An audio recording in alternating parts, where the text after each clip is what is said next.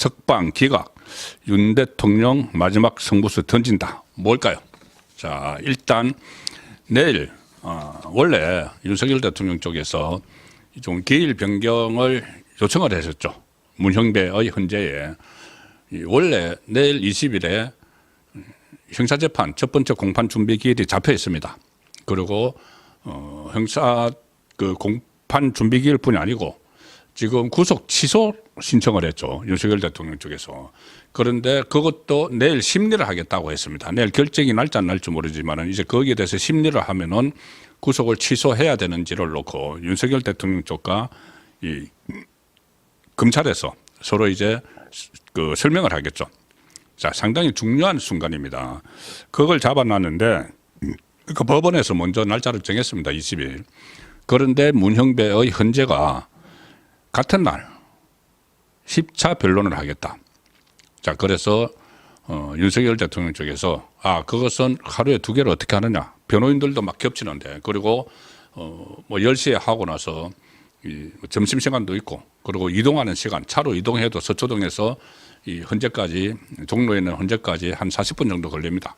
자, 그런 시간도 있으니 한 닷새 연기를 해달라 해서 25일로 해달라고 했는데 문형배가 노했죠. 노했습니다. 이것조차도. 그리고 기껏 한다는 게 무슨 장난하는 것도 아니고 1시간 연기해 주겠다 해서 원래 내일 오후 2시가 헌재 변론인데 3시로 하는 그런 정말 장난질 같은 일을 했는데 어쨌든 내일 거기도 가야 됩니다. 자, 그런데 일단 내일 오전에 지금 윤석열 대통령이 10시에 열리는 구속 취소 신문에 직접 나옵니다. 물론 공판 준비 기일도 내일 같이 합니다. 앞으로 재판 일정을 어떻게 할 건지 이제 그것은 주로 변호인들이 이야기를 하는 것이고 그리고 공판 준비 기일에는 보통 피고인들은 가지 않습니다. 변호인들이 가서 앞으로 재판 일정을 논의하는 자리이기 때문에 근데 윤석열 대통령은 내일 직접 갑니다. 공판 준비 기일에도 참석을 하고 또 구속 취소 청구 신문 일종의 신문이죠. 심리는 그러니까는 왜 구속을 취소를 해달라고 했느냐 이거를 이제 재판장이 물어보는 거죠. 그러면 구속 취소를 해야 되는 당위성을 윤석열 대통령 쪽 윤 대통령이 직접 이야기할 수도 있습니다. 직접 이야기하겠죠. 본인이 직접 나가는 걸로 확정이 됐습니다. 내일 그 서초동 법원에 가는 걸로. 그러면 지기현 서울중앙지법 형사 25부 지기영 재판장이 윤석열 대통령 쪽 입장도 물어보고 구속을 취소하면 안 된다는 이 검찰 쪽도 그 의견을 듣겠죠. 이 구속 취소는 어쨌든 법이 정한 피고인 석방 제도 중에 하나입니다. 형사소송법 제93조는 구속 사유가 없거나 소멸된 때 법원은 피고인의 구속을 취소해야 한다 이렇게 되어 있습니다. 그래서 구속 사유가 없거나 소멸된 때 이 부분은 잠시 설명을 드리고 원래는 형사소송 규칙에 따르면은 구속 취소 청구를 하면은 특별한 사정이 없는 경우 7일 이내에 결정을 내려야 합니다. 그런데 이제 특별한 사정이 있다고 봐서 지기현 재판장이 원래는 이것을 7일 이내에 결정을 날 거다. 그리고 또 많은 또 좌파를 비롯해서 이쪽에서는 아마 바로 기각을 시킬 거다. 구속 취소 청구에 대해서. 그런데 지기현 판사가 심리를 열어보겠다고 해서 이제 특별한 사정이 있는 경우로 해서 내일 심리를 하는 겁니다. 그래서 구속 취소 청구일부터 약 2주가 걸려서 지금 20일 내일 심리를 하게 되는데 두 가지죠. 그 윤석열 대통령이 원래 지금 보통 보석 청구를 하는데 보석 청구를 하지 않고 구속 그 취소 신청을 한 것은 청구를 한 것은 이 보석은 일단 구속된 상태를 인정을 하는 거죠.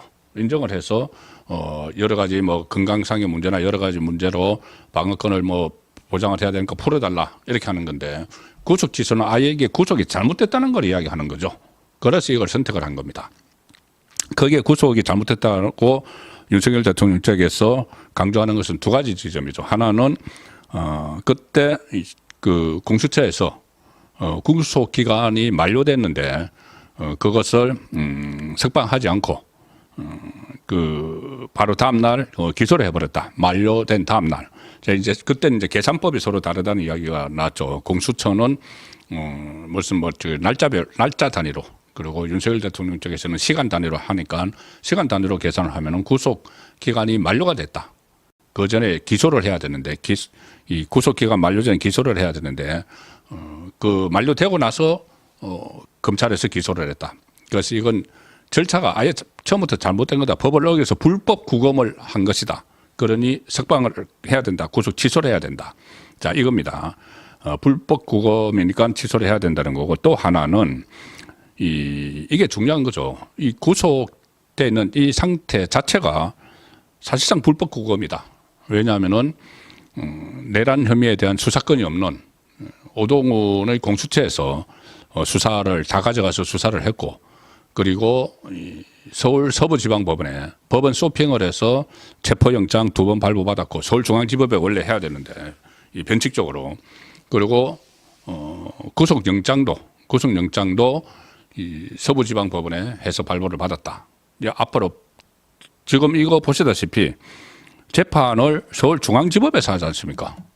그럼 서울중앙지법에다가 영장을 청구를 해야죠. 근데 서울중앙지법에 하면은 영장이 발부가 안 될 것 같으니까 이 좌파 재판장, 지금 정계선 헌법재판관 하는 정계선이 그때 서울 서부지방 법원장이었습니다. 우리법연구회 그 회장 출신.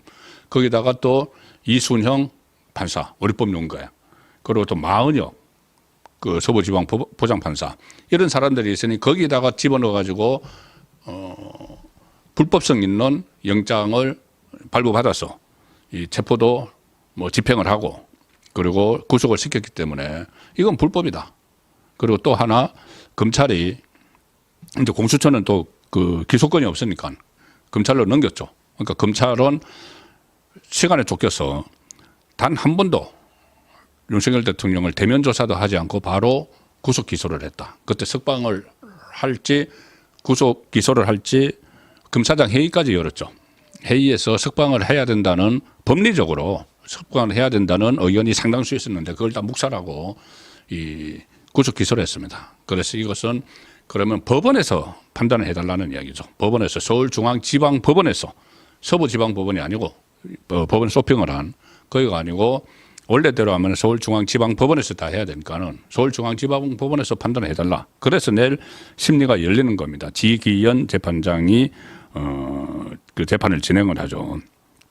어쨌든 내일 법원에서 윤석열 대통령이 입장을 처음으로 밝힙니다. 그동안 헌재에서는 많은 이 변론 기일에 출석을 해서 이야기를 했지만 법원에서는 처음으로 밝히는데, 한번 제가 말씀드렸다시피 만일 구속 취소가 결정되면 이것은 최상의 시나리오죠.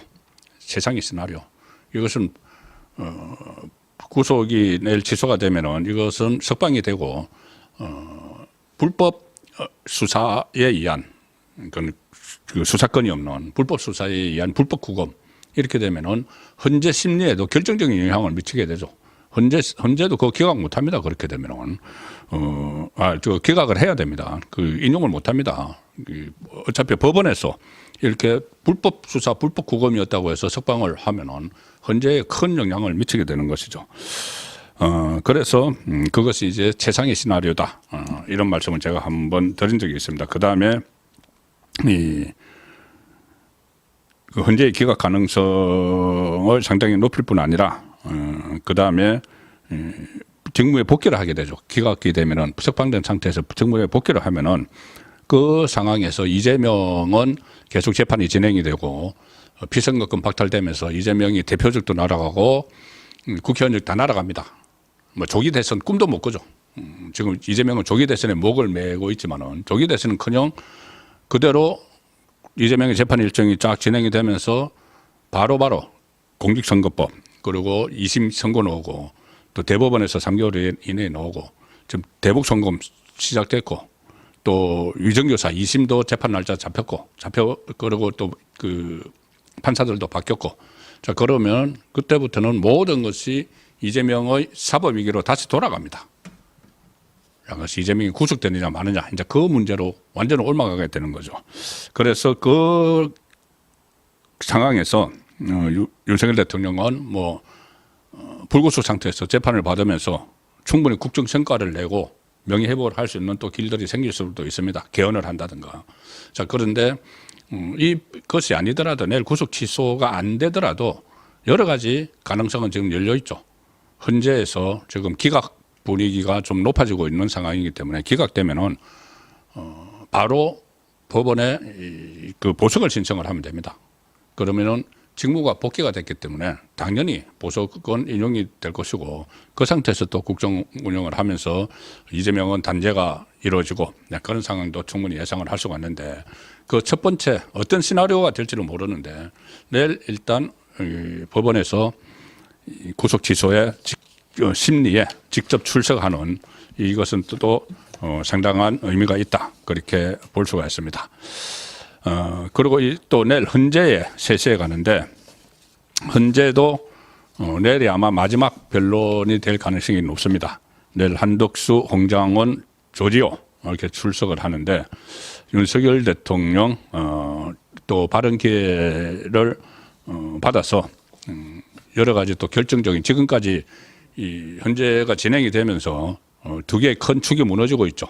홍장원이 내일 홍장원도 출석을 하지만 홍장원이 이야기했던 거 무슨 뭐 싹 다 잡아들여 이건 이미 거짓말로 거의 판명이 되고 있고 각종건 특수전 사령관이 이야기했던 국회의원 꺼집어내 이것도 김현태 707 단장의 정언에 의해서 막 허물어지고 있습니다. 자, 그래서 이 두 가지와 관련해서 여러 가지 윤석열 대통령의 입장이 내일 나올 텐데 뭐 예단할 수 없지만 여러 가지 승부수를 던질 가능성이 상당히 많습니다. 윤석열 대통령이 그동안 쭉 지켜봤죠. 현재 9차 변론까지 9차 어제 변론에서는 뭐 직접 발언할 기회가 없고 하니까는 중간에 구치소로 돌아갔지만은 계속 지켜보면서 다 정리를 했습니다. 그럼 이게 뭐가 공작 부분이고 뭐가 이거 잘못 오해를 하고 있고 그걸 다 인식을 했기 때문에 윤석열 대통령이 적극적인 발언 기회를 얻어서 승부수를 던질 가능성이 높다. 그렇게 보입니다. 그리고 오늘 윤석열 대통령 쪽 대리인단이 이 헌재에 대해서 일단 경고를 또 날렸습니다. 이 막판에 졸속으로 하면 안 된다는 거죠. 그리고 중대 결심을 이야기를 했었는데 그 중대 결심은 이 대리인단의 집단 사퇴다. 집단 사퇴가 포함이 되는 것이다. 일각에서 뭐 윤석열 대통령 하야 이야기가 나오는데 조기 하야는 전혀 고려하지 않고 있다. 오늘 석동현 변호사가 그렇게 설명을 했습니다. 조기 하야는 역공작, 일종의 역공작일 가능성이 지금 상당히 높은 거죠. 그리고 오늘 석동현 변호사가 좀 의미 있는 명단을 하나 공개를 했습니다. 뭐냐면은 조금 전에 제가 우리법 연구회 말씀드렸죠. 좌파 성향 판사들 모임. 그런데 이 우리법 연구회가 다 합해봤자 그 후시는 그 국제인권법 연구회하고 다 합해봤자 전체 판사의 10%가 안 된다. 그런 그 통계가 있는데 왜 이 사건과 관련해서는 우리법 연구회가 이렇게 많는가? 우리법 연구회가 윤석열 대통령을 지금 포위하고 있다. 이런 말을 대통령 대리인단에서 했습니다. 자, 몇 사람만 봐도 지금 권한대행, 그 헌재 권한대행 문영배 우리법 연구회 회장 출신이죠. 각종 건을 해요했다는 의혹을 받는 박범계 또 우리법 연구회입니다. 그리고 탄핵소추 대리인단 대표인 송두환, 이광범 이거 다 우리법 연구회. 오동훈 공수처장도 우리법 연구회. 이건 후신격인 국제인권법 연구회. 그리고 체포영장을 발부한 그 서울 서부지방법원의 정계순 그게 또 우리법 연구회 회장. 직접 영장을 내준 영장장 그 전담 부장판사 이순영. 이 전부 다 우리법 연구회가 왜 이렇게 많은가 그 주변에. 이건 나중에 하나도 한번 따져봐야 됩니다. 왜 핵심 포스트에 법조의 핵심 포스트에 전부 다 우리법 연구회가 포진을 하고 있는가. 김명수 때 만든 거죠.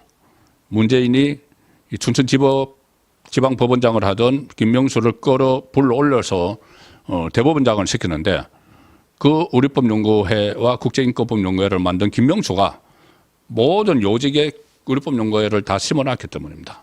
심어놔서 재판 결과도 이상하게 막 나오고 있는 것이 많죠. 자, 그런 부분들도 이번 상황이 정리가 되면은 반드시 되짚어 봐야 될 내용이다. 그렇게 말씀을 드리겠습니다.